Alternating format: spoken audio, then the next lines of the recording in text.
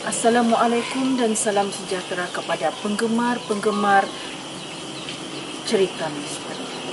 Kali ini aku akan bercerita mengenai Saka. Apa itu Saka?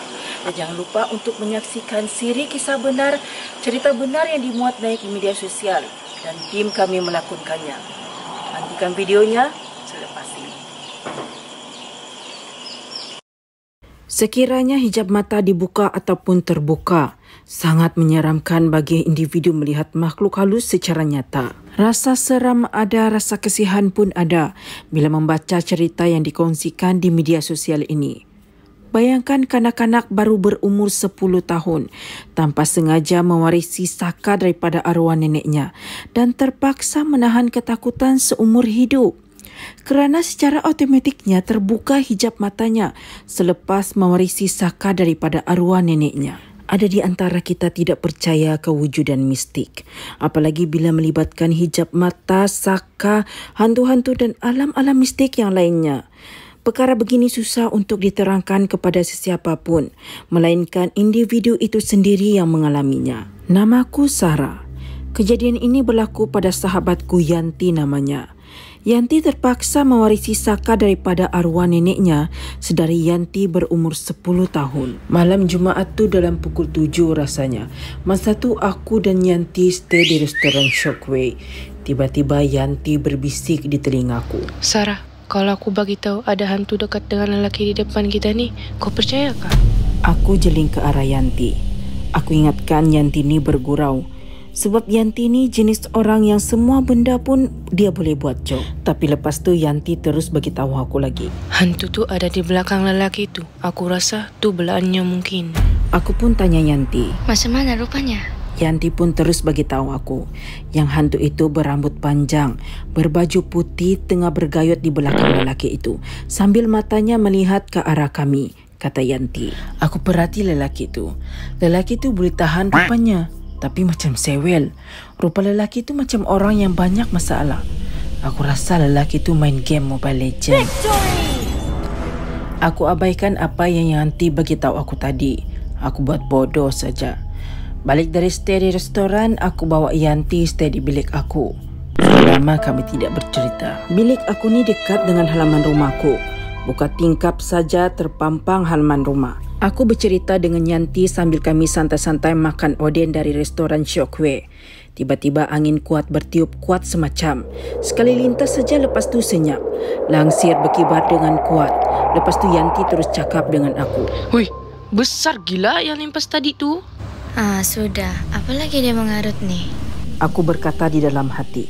Di dalam hatiku aku tahan saja daripada mengamuk dengan Yanti ni. Bila keadaan sudah tenang, aku start interview Yanti.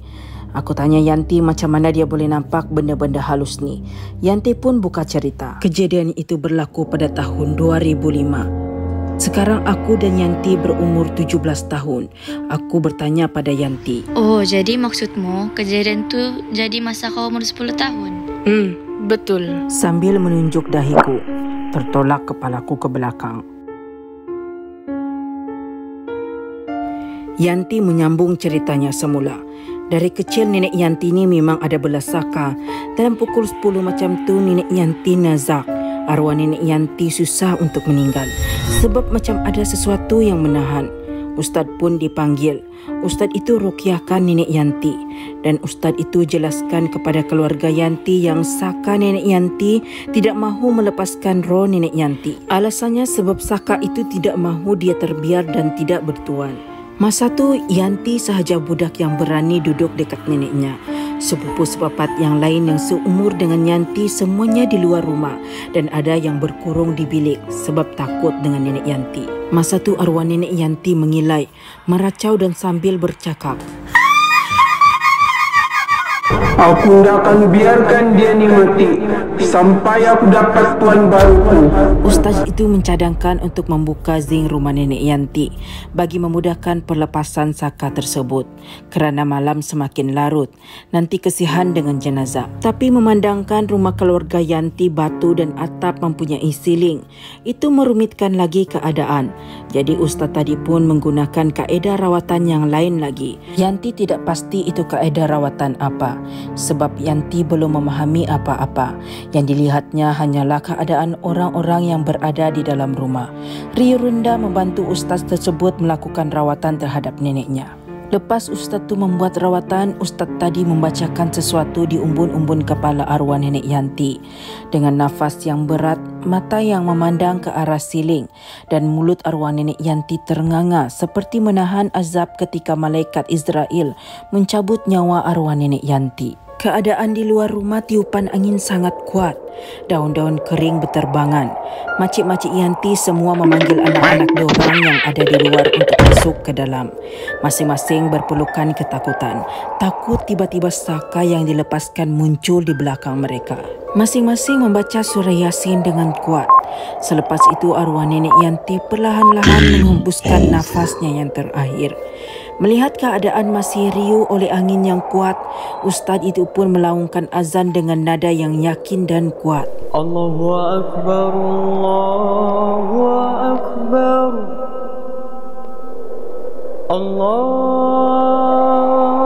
Akbar, Allahu Akbar. Angin kembali pulih seperti sedia kala. Tubuh nenek Yanti menjadi kaku dan ditutupkan kain dari kaki hingga ke kepala. Selepas urusan penguburan jenazah nenek Yanti selesai, ketika inilah kejadian pelik dan seram itu bermula.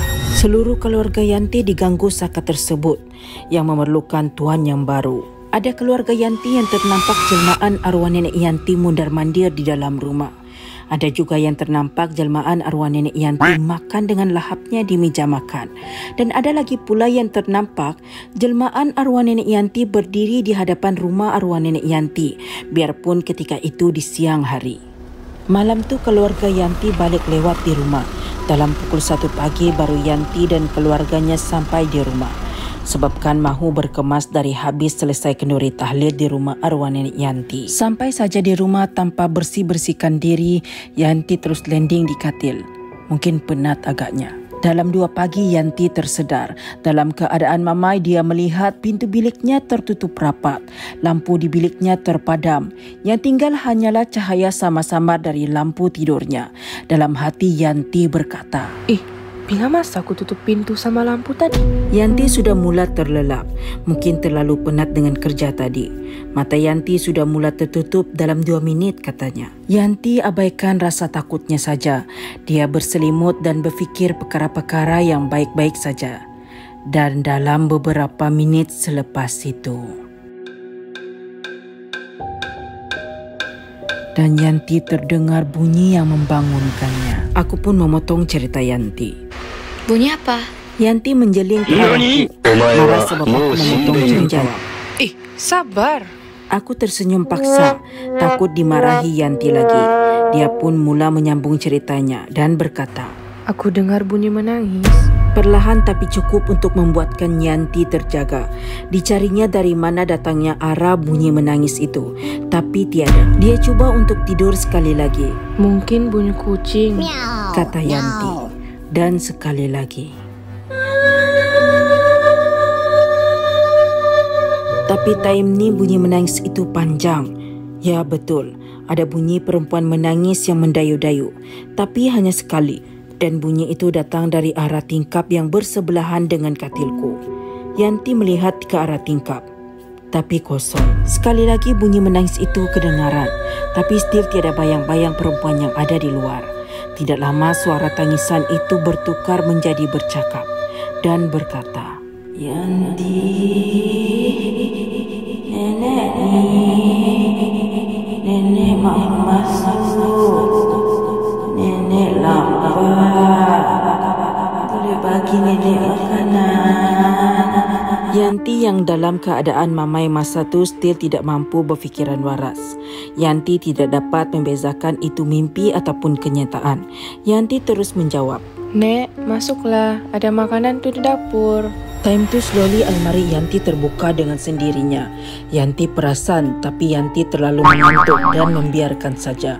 Sehingga time tu Yanti terasa katilnya bergerak seperti ada yang baring di sebelahnya. Bila Yanti membuka matanya perlahan-lahan, Yanti terkejut. Saat ternampak rupa neneknya yang begitu dekat dengannya, dengan rambut yang beruban, Rambut yang kusut, kedutan di muka, bermata garang dan tengah memerhatikan Yanti.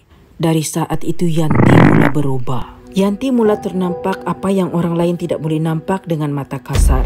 Yanti menjadi pemarah, makan banyak, menjerit setiap kali terdengar laungan azan. Lepas saja parents Yanti perasan dengan perubahan Yanti, parents Yanti membawa Yanti ke pusat perubatan Islam untuk diruqyah. Ustaz itu menjelaskan kepada parents Yanti, time Yanti dan parents Yanti baru balik daripada kenduri tahlil hari itu. Ada nenek tua yang mengikuti diorang dan mengikuti Yanti. Hanya tunggu masa diberi peluang oleh Yanti untuk menjadi tuan barunya. Alhamdulillah saka yang berada di dalam badan Yanti dapat dibuang.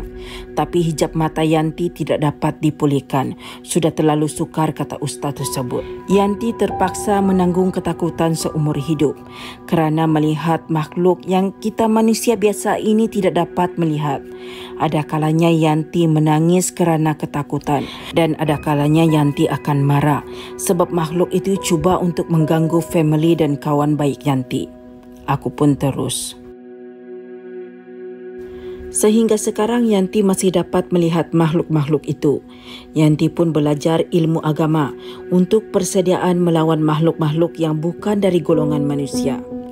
Pengajarannya di sini, jika kamu merasakan terdapat kehadiran gangguan makhluk halus, anggap saja tidak berlaku apa-apa.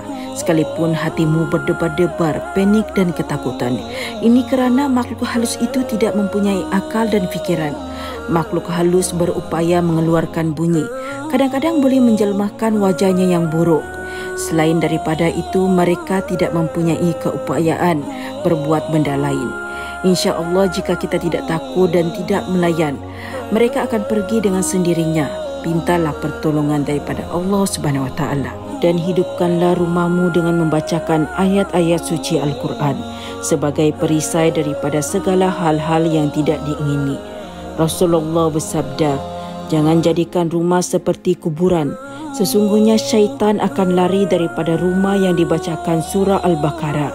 Hadis riwayat Muslim 780, At-Tirmizi 2877. Sekian saja cerita mengenai saka. Jangan lupa like, share, follow, komen, subscribe dan tekan locengnya untuk mengetahui cerita terbaru daripada Siti Arbina SA. Maafkan sekiranya video ini ada kekurangannya dan sokongan anda amat dihargai.